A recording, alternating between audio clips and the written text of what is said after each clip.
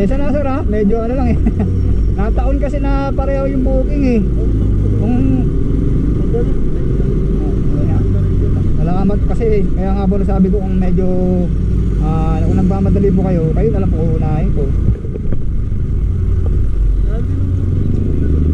Shoutout. Eh sir na ano, sir sa una kong booking, pero meron tayong Lala Move na may booking din, pero sabi ko unahin ko muna yung ano booking ng Lala Move. Mayag naman siya kasi malaiikutan ko. Shoutout ulit, ulitin ko no. Shoutout ulit kay sir na nakasayo ko sa pasahero ko sa MC Taxi. So ganito ang kwento niyan. Bali ang totoong pangyayari niyan ay maglalamove na lang sana ako para meron kasi akong pupuntahan dito sa Project 7. So wala akong ma-receive na kay Moveit. So meron tayong nakuha booking kay Lala Move na papuntang SM North. Eh sakto naman dadaan lang to doon.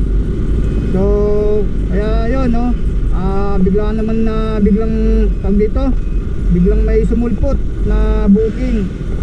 Yun. Tika lang, sana ba to? Pakubaw na to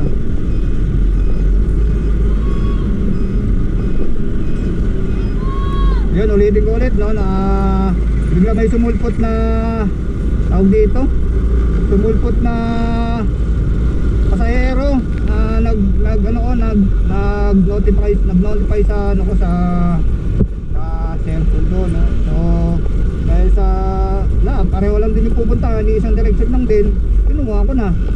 So siyempre kinausap ko muna si Chomer, si customer, na kung pwede na unahin ko muna yung sa Lala Move kasi mas malapit yung kaysa sa kay sir.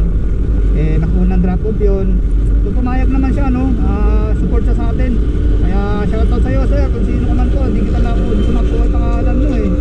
So yun lang no, pero na videoan ko naman yung mukha mo. Shoutout sa iyo sir ulit. Thank you. God bless.